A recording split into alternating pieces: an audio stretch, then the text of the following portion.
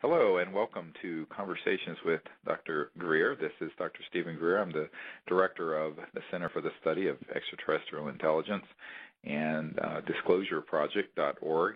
And for those of you that are just joining us for the first time, welcome to the show. And we're going to have a really wonderful discussion today about extraterrestrial contact and what it's like really to set up a contact team where you live and kind of what's involved in that. And we have a member of our group who has a team in New York State, and so she will be reviewing a lot of her experiences and her own team's experiences over the last year or two since she got involved. And I'd like to thank the folks at the World Puja Network for allowing us to be on the show every 2 weeks to bring you updates on the projects. And if you want to know more about what we're doing, you can go to CSETI.org, CSETI.org, or disclosureproject.org and see what we're doing related to the Disclosure Project and also making contact with interstellar civilizations. The protocols that we're using, just as a sort of a quick overview, and but we'll be going over in just a moment. But before I get there, I'd just like to introduce Marilyn.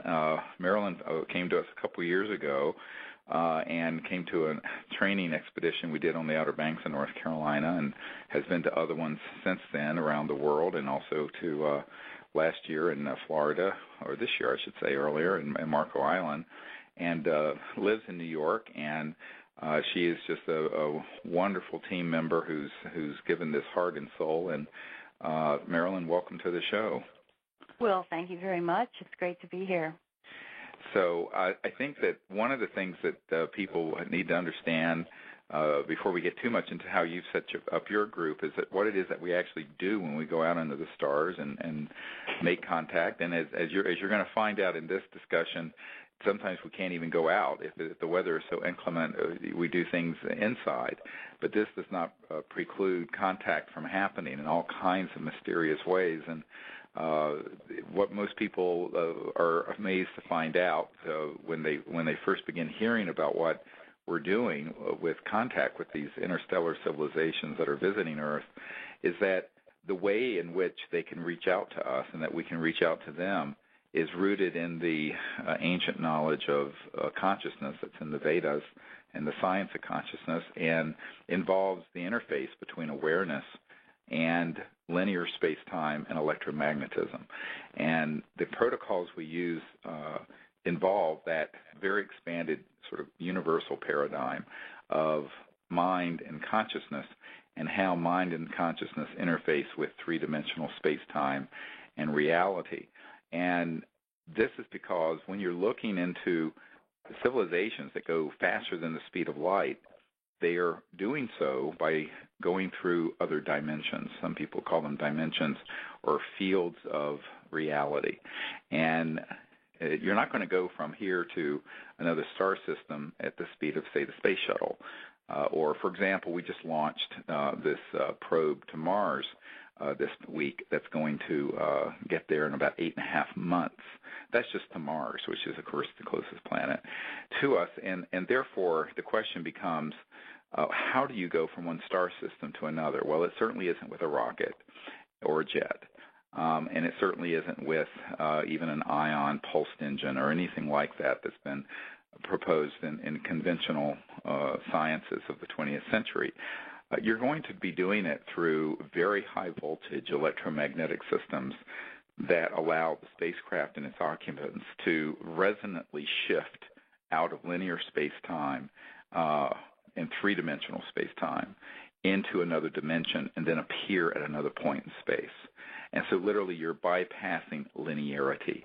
So instead of going from point A to B, you find that there are dimensions that are more intimately related to all points in the universe. And this gets into the whole science of trans-dimensional reality.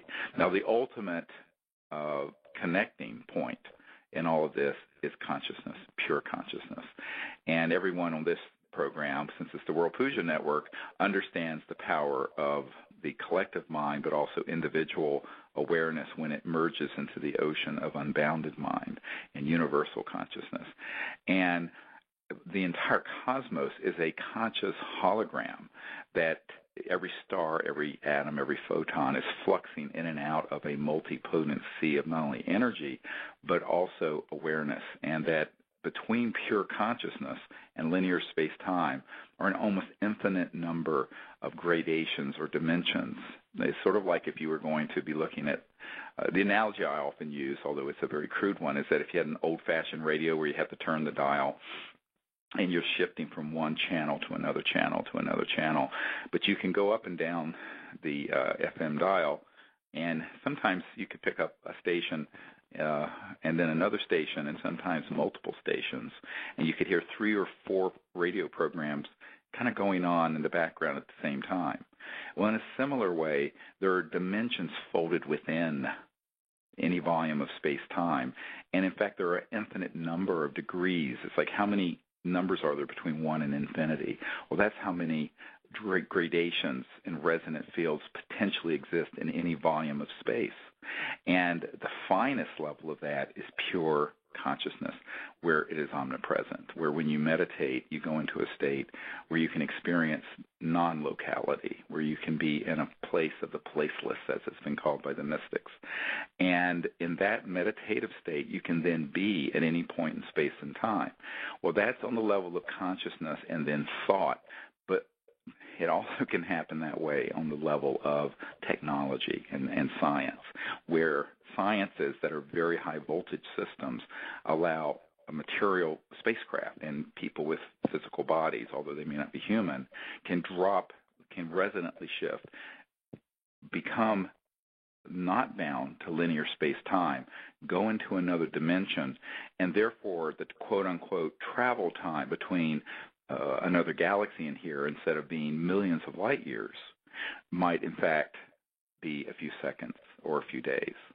And the physics of this are really fascinating, but it informs the protocols we're using, which involve using the conscious mind to go into a deep meditative state, and we use a mantra for this, and then experiencing the state of quiet, pure mind, and then within that quiet space, begin to remote view and see other planets, other peoples, other spacecraft, and where they may be.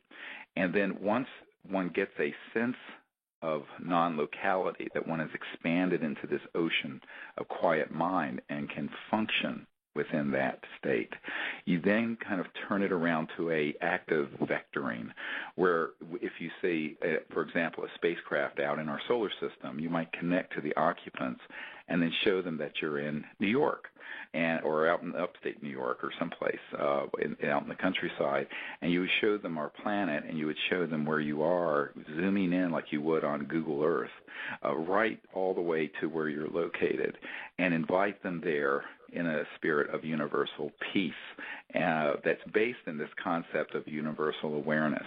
And so we call this the Close Encounters of the Fifth Kind initiative, where humans make contact with these other civilizations for the purpose of expanding our relationship to the interplanetary level.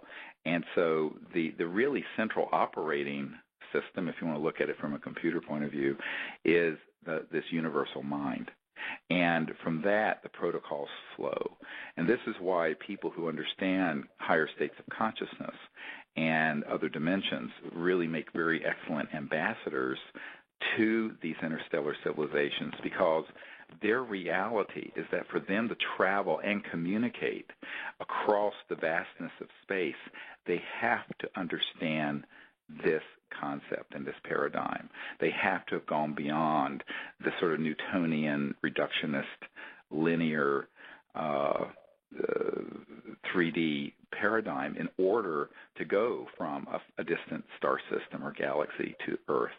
Now, as you go to disclosureproject.org, you'll see that there's abundant evidence that we are being visited.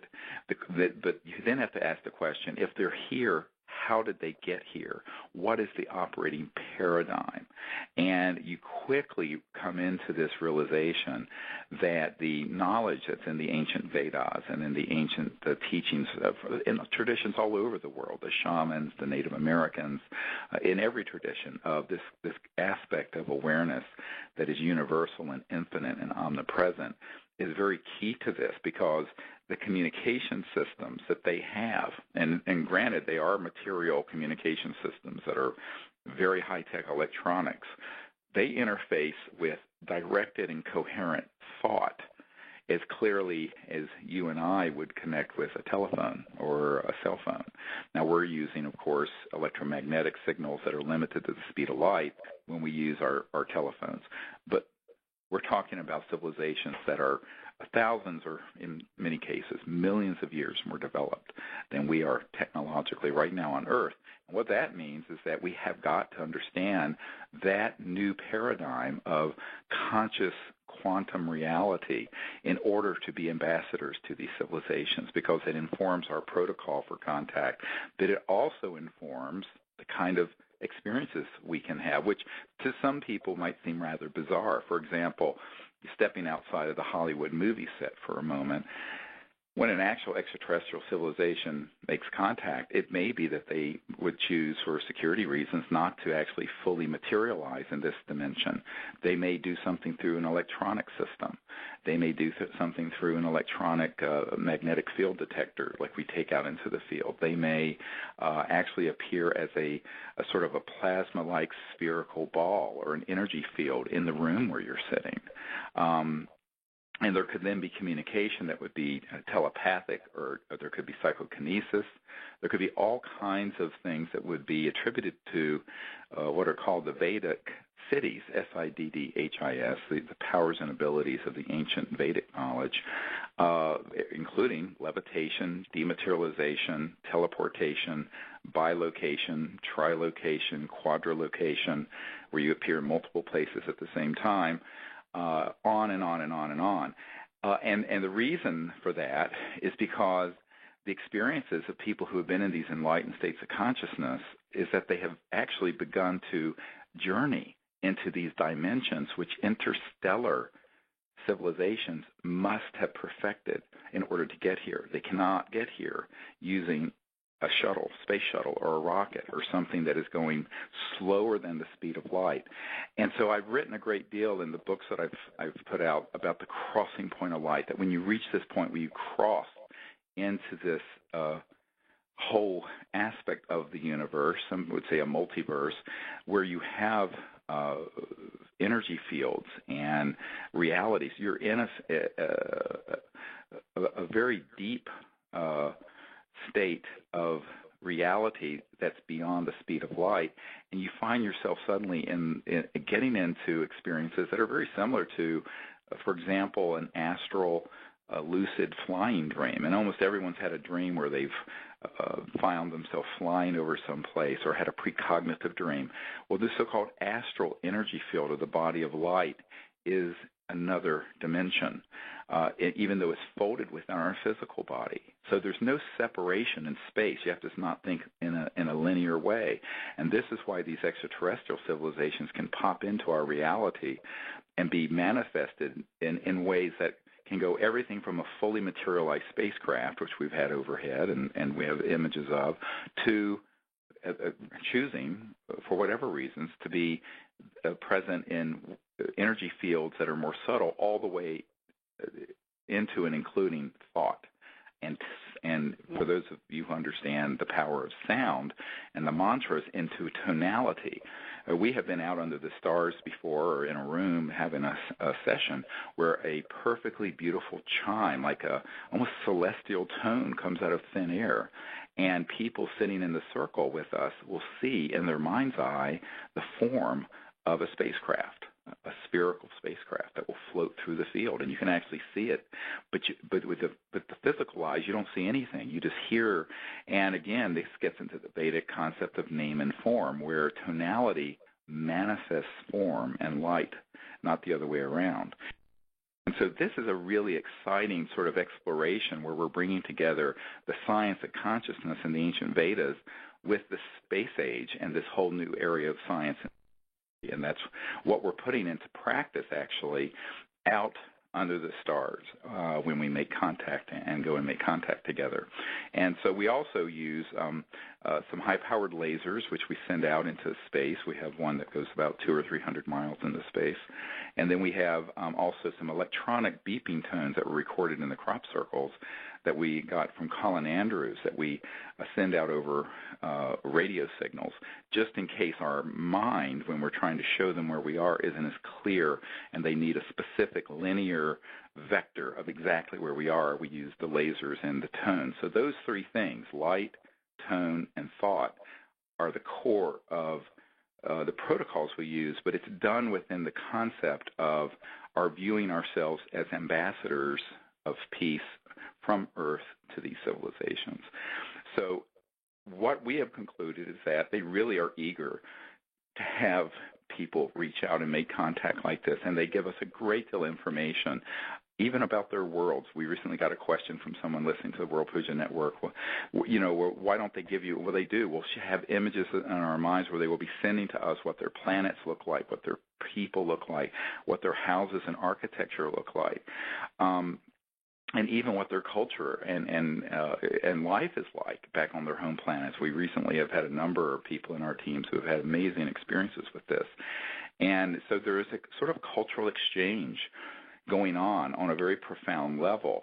And within that, there can be all these different manifestations and phenomena that are electronic, tonality, objects that appear, orbs that float through the room or the field, all kinds of amazing experiences. And so in training people to do this, of course, we bring people out under the stars. I've been trying to do this 4 or 5 times a year where we set up a week, and we're going to be going to Marco Island, Florida in April, and we're going to go to a site where we have a beach that last year we had really an entire 3.5-hour emergence, I call it, trans-dimensional objects that were on the beach and over the ocean and over the lagoon in front of us for 3.5 hours. That was just astonishing in terms of what was being seen, but what was in the other dimensions was even more profound.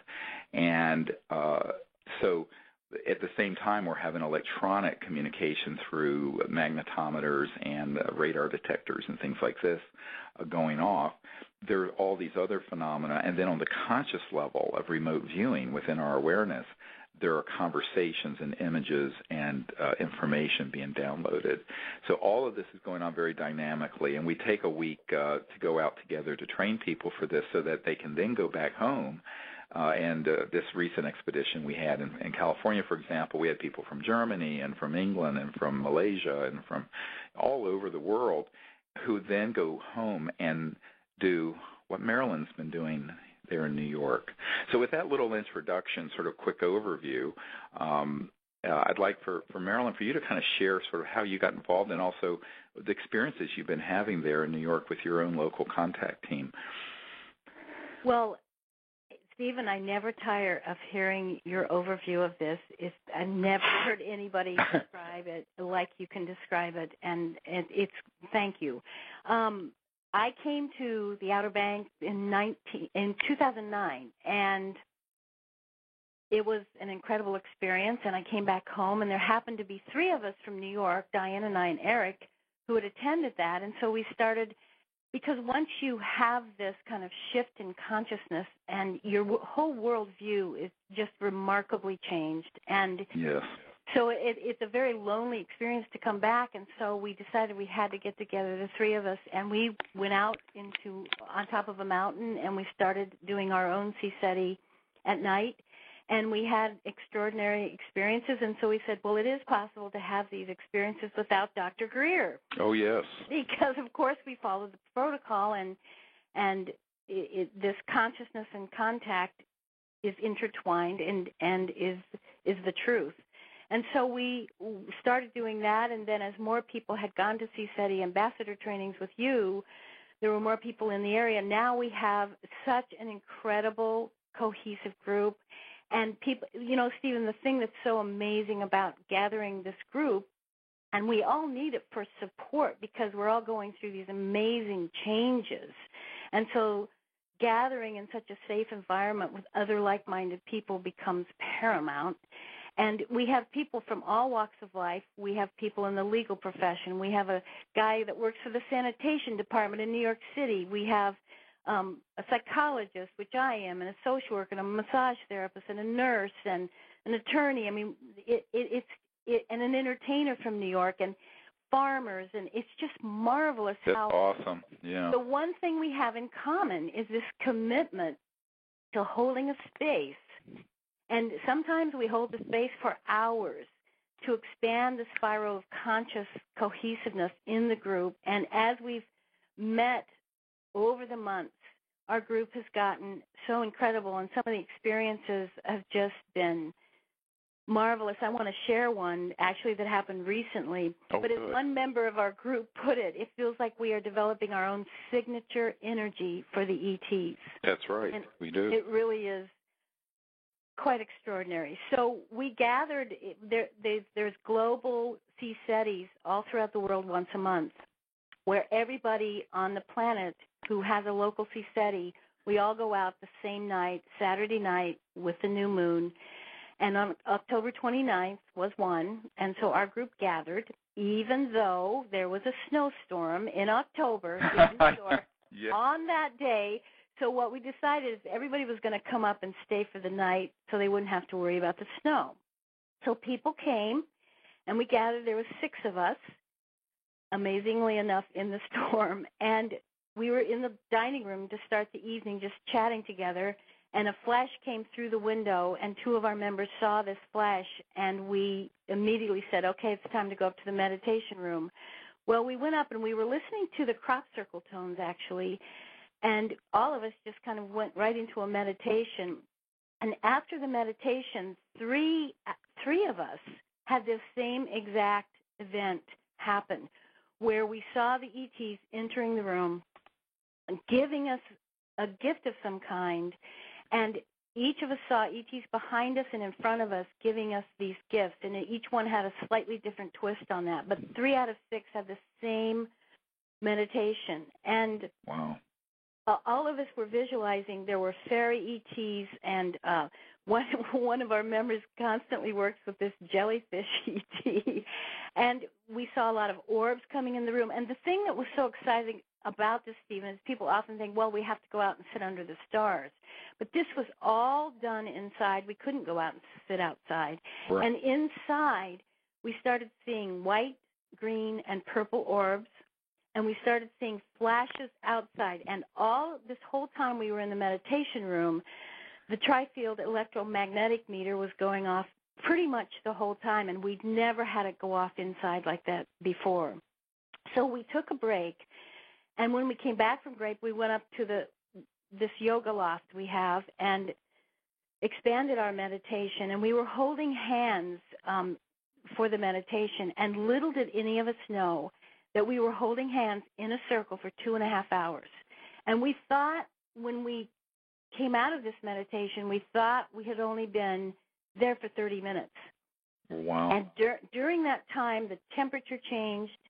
There was energy fluxing in and out of the room from the windows like I have never seen. Amazing, like electrical, beautiful fluorescent colors were right in the room. At one point, I had visualized and remote viewed a spacecraft that was right on top almost of our roof of the house, and it was this incredible craft that came down. And at that time, people started feeling vibrations in the floor. The floor to some felt moving. People began getting touched. And finally, there was a flash outside, right outside. We were on the 2nd floor in this yoga loft, and right outside, coming from the ground, was this incredible blue-green, huge flash. And it happened 3 times. And at the 3rd time, a couple of our members saw at the corner of the window a circle of red, blue, yellow, and green light in the yard, and then a flash emanated out of that. And at that 3rd time when that flash came, we lost power in the entire house. And that power went off for 2 hours, and the next day we all went outside to see if there were lines down or transformers, nothing. nothing had happened. There were no lines down. The transformers were fine.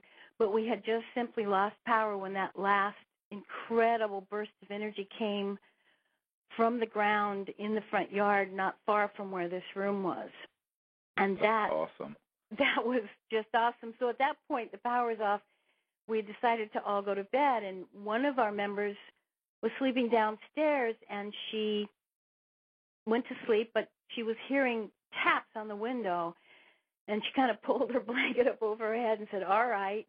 And at some point, she saw a green being beckoning her outside, and the next thing she knows, she was on a craft, and she spent the night on the craft. And, Stephen, the next day when she came up, I said, I hope it wasn't too hot down there for you. I hope the temperature was okay. And she said, I don't think it really mattered because I wasn't there most of the night. And she came upstairs in her pant legs. Now, mind you, there's snow on the ground outside. Her pant legs are wet with dirt on them. And she had just taken clean sweats out of her knapsack and put them on before bed. Right. And they were all wet. No place else in her body, just her pant legs where they would have been in the snow. Right, right. So that was an incredible experience that night. And, you know, I think the remarkable thing is that it was indoors. They made themselves known through our tri-field electromagnetic meter. They made themselves known through the electricity by the power going out. Several people had cameras. The batteries didn't work. That is one place they come in, and we saw these beautiful light flashes that this craft must have been, I would say, no further than 100 feet above the house. Right. Right, I'm sure. And the thing is that people, when they hear these stories, they understand the light that you see is so celestial and beautiful. It's not like when you see a helicopter or a light from a car or something. These lights have a brilliance and a purity to them where you can tell that it's literally coming from another dimension. It's so true. We were all just so affected, yes. I think we were affected, the light, all of us still can't stop talking about how that light affected us. And the light does, and actually the light is conscious. And so what you have to understand about really advanced civilizations, the ones that are at the level of cosmic awareness and God consciousness, those civilizations, even though they have physical worlds like Earth and bodies like we have, even their technologies are a reflection of their level of consciousness.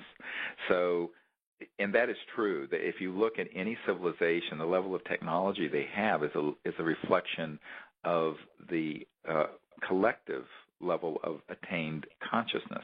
So when an entire planet attains, for example, enlightenment, which is where Earth and humanity is headed, and we attain that state, even our sciences and technologies reflect that level of knowing and consciousness, even at the level of what would appear to be just scientific and material, quote-unquote, sciences, but they're actually emanating from that level of intelligence and knowledge and enlightenment. And you feel that and know it when you see these, and it's very, very unmistakable. It's very different than seeing a Boeing 747 or something. And so, which is a reflection of, sort of mid 20th century technology. I remind people jet engines and things are from the 30s. And cars are from the late 1800s, the internal combustion engine, and rockets are from 1942 or so. And all the other really advanced sciences and technologies have been stolen, basically, and are classified. But when you have these encounters, the ET civilizations that are interstellar and going beyond the speed of light into these other dimensions, but then can emerge into this dimension, what you see, even if they're not fully materialized, even these evidences of them, the light, the tonality, everything is so pure, it's so beautiful, and it's very much in coherence with their level of consciousness. And that's why it's so affecting. Well, you can always feel the difference when the tones come or the lights come because it's so heartfelt. Yes. It's like it's consciousness felt, and if you don't experience that, that's probably a funny way to describe it. But you feel it in your consciousness and you feel it in your heart. Absolutely, it's beautiful, really, and the heart is the feeling part of this is very key, because our entire bodies are very advanced electromagnetic conscious receivers, and I mean we have these other technologies we have out there, but in reality, the best instrument there is in the entire cosmos is the conscious intelligent beings that inhabit the cosmos, and our chakras and our minds and our bodies and the bioelectric field of our bodies, and where that interfaces with thought and consciousness and feeling and heart and spirit. These are all at play and all in use when we're making contact. And so it's not like it's just like you're in a laboratory measuring, an electromagnetic potential, although certainly we have devices that do measure electromagnetic potential. And for those of you who haven't heard this program before, this meter she's talking about measures the magnetic field flux or change. And so, the Earth has a magnetic field, and these meters, like if you take it up to a car engine or a motor, will make a very loud squeal because of the magnetic field that electromagnetic motors make.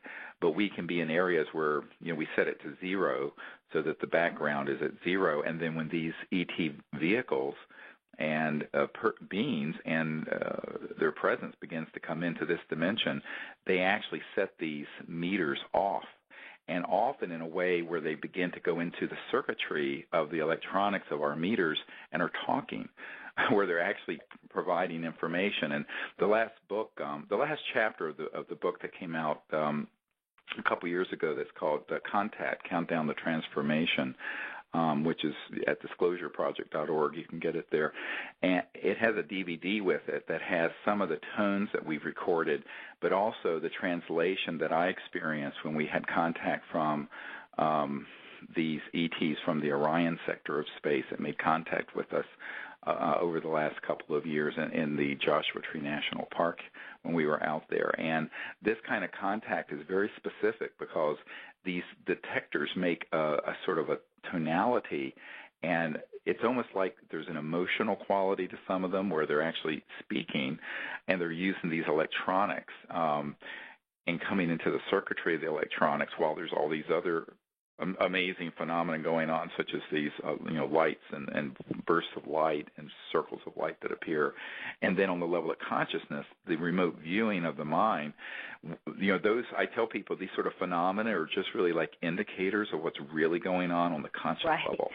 And that on the internal level of remote viewing and in the meditative state, there's this entire richness where you see the actual beings and their craft and their worlds, and conversations occur and all of that. And that's one of the things we train people to do, is to set up the entire range of experience that goes from, whether it's a fully materialized craft or object, to the ability to go into deep, silent, meditative states and then remote view and communicate with these civilizations using consciousness and thought. And in that sense, I mean, truly cosmic ambassadors. And this is a growing experience for everyone. And I'm very interested. What of the experience your colleague who had the wet pants, who the base of her pants that got wet from being in the snow, that heard the tapping on the window. Did she remember much else about what happened that night? Well, yes. She was on a craft with several different kinds of ET. She remembers actually fish beings and green ETs especially. Right. And she is pretty new to this whole process, so she was like, I think it sounds pretty silly to say there are fish ETs, but of course there are. And she was on this craft with a variety, and she was just really felt like she was downloaded with tremendous amounts of information, which keeps coming through her dreams now. So, and that's how it happens. One of the things is that when you're having an experience, you might be out for an evening, and there'll be an experience, but the knowledge is in the level of what I call those. I'm sure everyone on this program understands what Ritambhara Pragya is, or if you don't, I'll explain it. The level of consciousness that's just this side, as it were, of the plane of the absolute unbounded mind, in that most subtle field of consciousness, there's a level where all knowledge is contained. It's like the door of knowledge or the book of knowledge, but it's actually encoded within every single human being's awareness. And this is the wellspring of science and art and invention and inspiration, where people say, I don't know how I knew that, it just came. Right. Because within every person who is conscious and awake, which is all of us, is the totality of the unboundedness of the being. And that means that we can access that knowledge. But what happens in contact, when it's on this deep level, the ETs can communicate, and it doesn't have to be in a language. It can be with this very elemental level of communication where it's like a packet of knowingness. It's like a packet of knowledge. And that kind of unfolds into conscious mind and into our understanding of intellect and language. And it may be months. It may take years for it to unfold, or it may unfold more quickly. And this is another aspect of contact that is just beautiful. Well, it's funny because the night before this group met this last time, I was wide awake in the night, and all of a sudden I heard this beautiful cricket sounds, but they were not like earthquake crickets, and I knew very quickly that this was an incredible sound coming in from the ETs, and my ears got incredibly heavy with this cricket sound that went on and on and on, and then I began to slowly discern the information that was held in this cricket sound. And some of the information was about what was going to happen in our local CSETI group the next day, but it comes in different packets of energy, sound being one of them. Right, exactly. And the sound component of thought is what a mantra is, by the way. And this is why, if you go to every culture, you find there's this very important connection between chanting or singing or drumming, music, mantras, in terms of it activating and allowing the mind to settle into a state that's very, very deep consciousness that goes beyond just one's individual self into this great self, into this bounded aspect. And many traditions have elements of this. But it's also true that when contact is happening, we have these experiences where we have been in rooms where I've been given a talk at a training when we're on these expeditions. In fact, this happened recently in California, where everyone in the room suddenly hears this beautiful tone that comes in, and it happens at a certain point when we're having a deep discussion about something very spiritual or very important, and that's how they're affirming it or contacting. But within that tone, frequently there is this knowledge within the tone. But it's not language like, A, B, C, D, E, F, G, H, J, K, L, M, N, O, P. So all of this gets into really advanced concepts of communication. For example, I can say the word apple, and everyone knows the word in English apple. But you can see in your mind, visualize a red, delicious apple. Well, then you've created it in the astral, mental visualization. But within the red, delicious apple is a tonality that transcends its form, that manifests the form. And then within that tonality, it's connected to sort of a primal tone that's the emanation of all knowledge. And so this is why every blade of grass is a doorway into the knowledge of all things, and why you can experience a contact where the communication comes into these packets, and within that packet might be an enormous amount of specific information, and it unfolds later in meditation or in lucid dreams, or just comes to you as sort of a remembrance, because that's the nature of non-locality and consciousness and communication. And this is what's so exciting, is that this is how I first experienced contact when I was 18, and I went on board this craft that took me out into space, and we created these protocols together, these extraterrestrial people and myself. And I was this young boy, and 6 months earlier I'd had a near-death experience that opened me up to the reality of conscious existence. And before that, I was raised, my family were very devout atheists and didn't believe in anything. And I would say they're fanatical agnostic atheists, and nothing could possibly exist if it wasn't in a test tube. But what I found was that the whole conscious universe was folded within us, and that you can experience that. And so I started practicing meditation. Then I learned a mantra meditation, and I was sitting up on this mountain, and I had this experience. And a lot of people have asked me, and I understand why they ask me this, but they'll say, oh, what did y'all talk about? I go, no, it wasn't like that. It wasn't like, gee, let's talk about, that, I went to the store today and bought some really, great Mejdul dates, and they were delicious. I mean, it wasn't like that.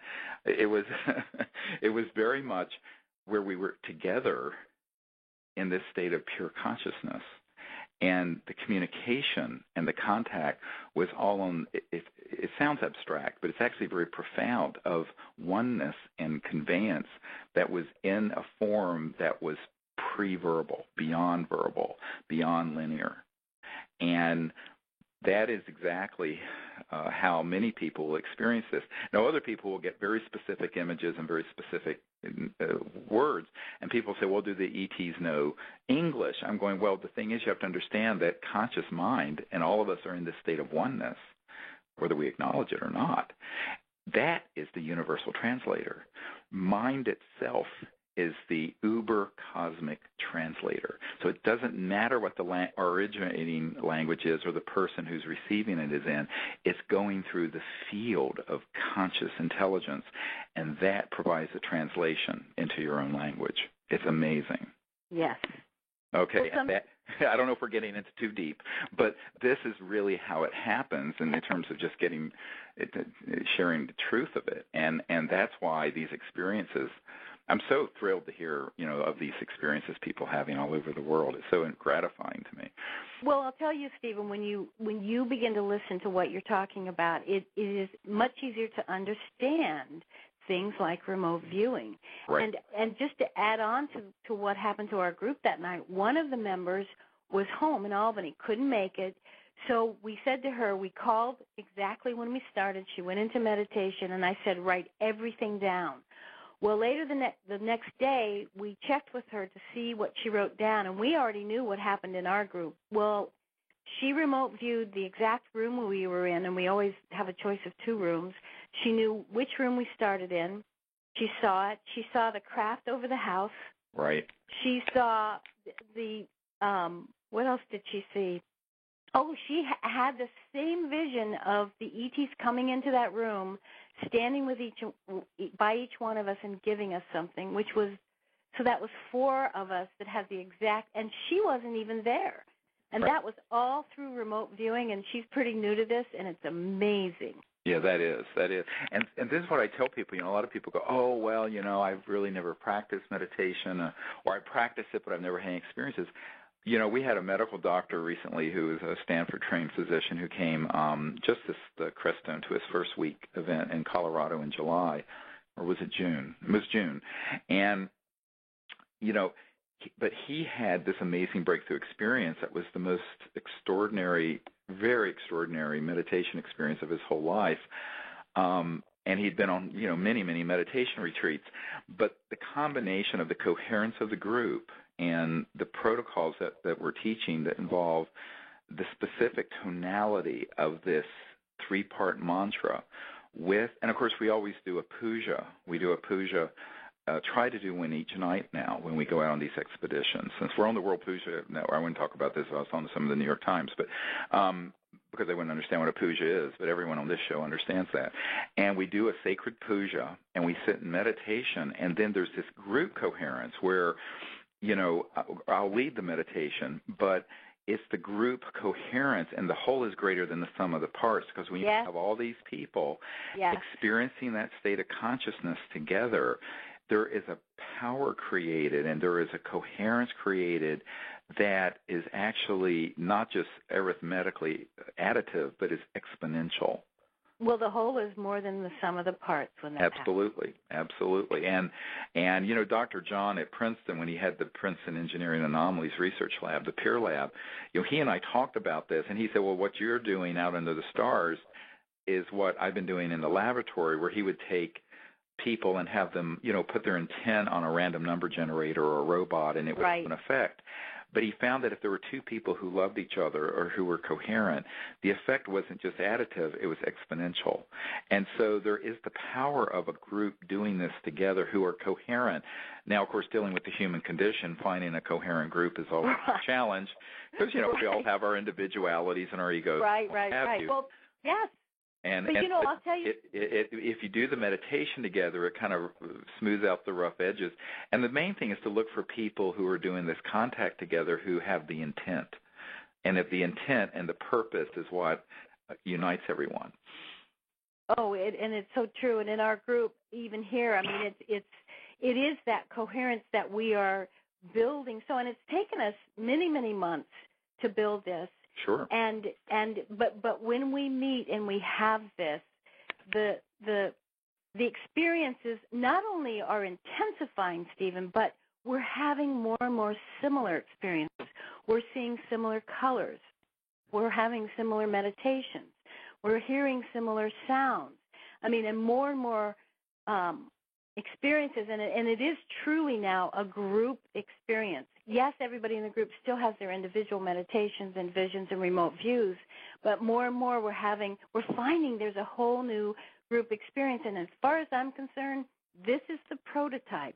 The way we've worked on this group and the way your ambassador trainings go is the prototype for what all groups can be on this planet.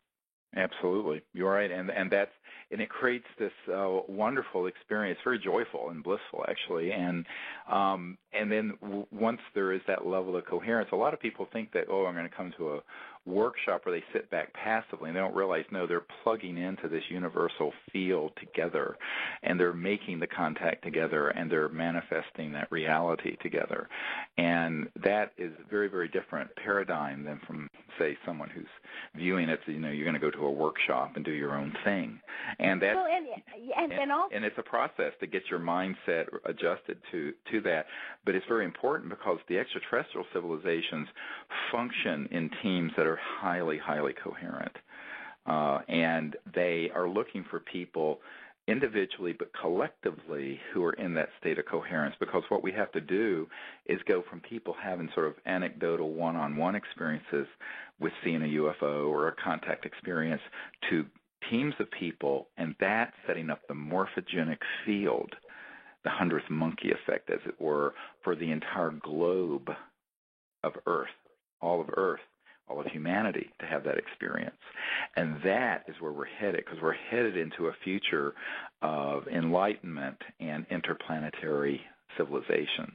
And so where does that start? It doesn't just happen by waving a magic wand.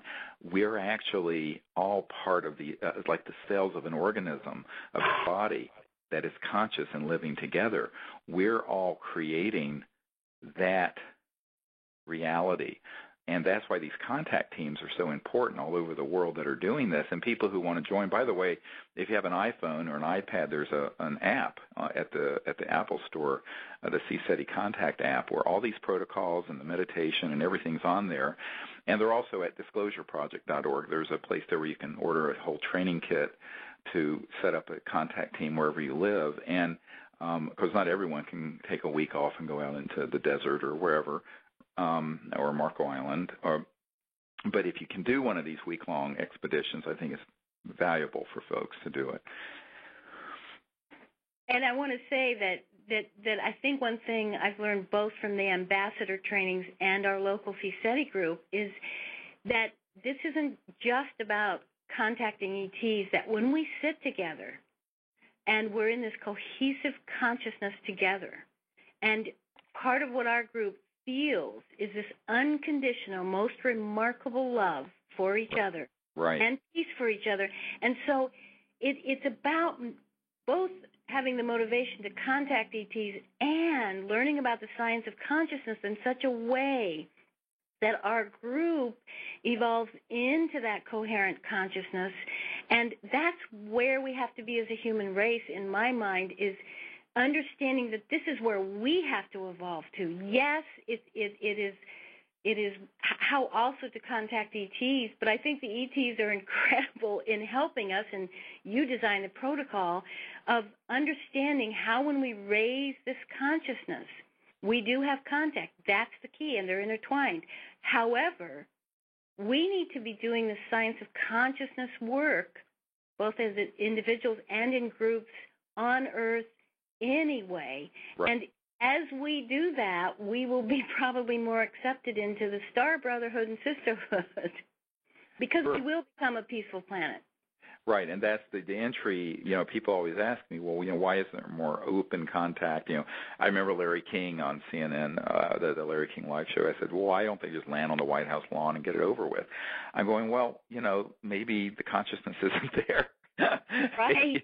And maybe, what has to happen is that there has to be evidence that we are a peaceful civilization. Exactly. For that kind of more. And so the entry ticket to this kind of more and increasing levels of open contact is a peaceful global civilization, and also where we not only are going to live peacefully on this planet, but also vow to go out into space peacefully. It's not enough to say, oh, well, we're going to unite the Earth and be peaceful here, but we're going to set up war with this ET race or that ET race out in space. That whole Star Wars mentality has got to be put to bed. And that is really key, because one of the key things to being part of these contact teams is to be truly an ambassador to the universe. And we do this without prejudice and without the concept that there's going to be this idea that, well, we want to have contact with this civilization but not that civilization, and, we like the ones that are this shape and color and type and mythology that's associated with them, and we don't like the ones of this shape and size and color of that mythology. In other words, what we don't want to do is do an anthropocentric projection of the kind of dysfunction and nonsense that's gotten us into the situation we're here today, where every race and every creed and every religion is warring and blowing each other up, and then begin to replicate that dysfunctional paradigm in space. Right. Which is, unfortunately, if you go to a UFO conference, the reason I'm always depressed when I go to one of those, even though I'm often a keynote speaker, is that so much of the stuff is just so atavistic and very not in a good way, but in a sort of Stone Age mentality of us versus them, and I get occasionally interviewed by a documentary, and they talk about the alien invasion and agenda, and I'm going, oh my God, But so much of that, I always talk about the cosmic mirror. The way people view these civilizations and visitors, I think, is a mirror of themselves, and I think. Well, Stephen, we call that in psychology a reaction formation. Not like that yourself, you give to others. That's exactly what that is. It sure is. It is it's a classic reaction formation, and that's why these trainings and the establishing, being ambassadors and gathering together as ambassadors, that is changing the world, because we gather together only with that peace, only with that love, and only with that understanding of consciousness. And like you said, that will change the morphogenic field of this planet. And that's the future of the planet. And it's not only, once that is understood and we vow to live that way, then everything is possible. I mean, when I say everything, it's all right there ready to come out. And Disclosure Project has worked on bringing out the evidence that we're being visited. CSETI is doing the work that is this contact and having contact teams all over the world. And then the Orion Project.org has been working on educating people about the energy and propulsion systems and the new sciences and technologies that are transdimensional. And all of this has to be coming into fruition within the context of a peaceful paradigm, because the technologies can't be brought out and then bent to the purpose of war. They have to be brought out and put to the purpose of peace, healing the earth, creating abundance, being sure that everyone on earth is cared for so that they can be educated and grow into higher states of consciousness. And we can have. That's the vision. And I also want to say, Stephen, that we always get together and we talk about what's happened in between times, and slowly, even in the last 2 years, I've seen things begin to accelerate in terms of everyday people's consciousness.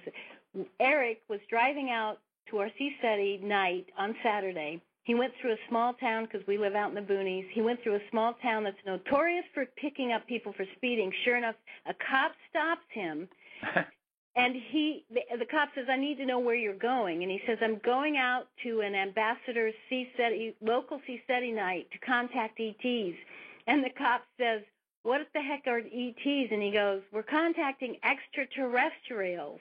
And the cop goes, "Oh, wow, that's really cool." He goes back. He goes back to his car to write out the ticket. He comes back and he says, "I'm not going to give you a ticket." And Eric got, isn't that so? Even it's just, we all laugh because I think it's a litmus test of slowly but surely people are more open.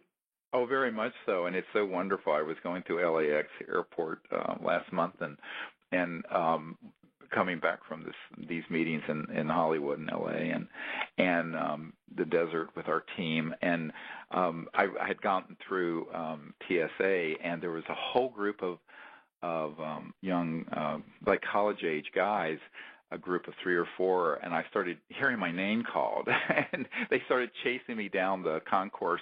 "Oh, we just love this, and we're doing it also, and you don't know who we are." And so, it's exciting because what we're finding is that people from all over the world are beginning to not only acknowledge that we're not alone, but they're beginning to do something about it. And a lot of people say, "Oh my God," they get into these conspiracy theories. They say, "What can we do?" I say, "Oh, there's so much you can do, because everyone can do exactly what you're doing." And you identify some people of like mind. They understand the concepts in consciousness, practice them, intend to make contact for peaceful purposes, and then the things that unfold are just astonishing and beautiful. And that's happening. And the more that happens, the more it'll turn the entire state of the world in that direction, which is morphogenic fields propagate. Well, somebody said, a CSETI member said, "Stephen is the roots and the trunk of the tree, and all of us are the branches. And the more we go out and establish these local groups, we become a tree that's so full of branches that the branches then have their own seeds." And I think once the government gets that this is already producing a forest of trees, right, that perhaps you'll be safer, and perhaps we'll all be safer. Yes. And that's why it's imperative for people to become ambassadors. It is, and there's so much people can do to learn about it and be part of it. And, we've tried to make it as accessible as we possibly can, even to folks who can't come out for a week with us. And you can find out all about that at CSETI.org and also disclosureproject.org. And it's just an exciting process, and I really want to thank you, Marilyn, for helping spearhead and with Diane and the people there in New York, because to have a group that meets on a regular basis and does this and grows in coherence creates its own local morphogenic field, as it were, and that coherence builds, and that's why your contact experiences are going to get more and more amazing, both individually but collectively. And that's a real process that once it gets established creates its own power, and that's why doing this with a few people who can be coherent and functional and loving and enjoy each other's company is such a great experience for people to have. Well, Stephen, I want to say to you, you've taught us how to be ambassadors not only to the ETs, but to be ambassadors in ushering in this incredible time and this new shift and actually this new hope for Earth. So I can't thank you enough.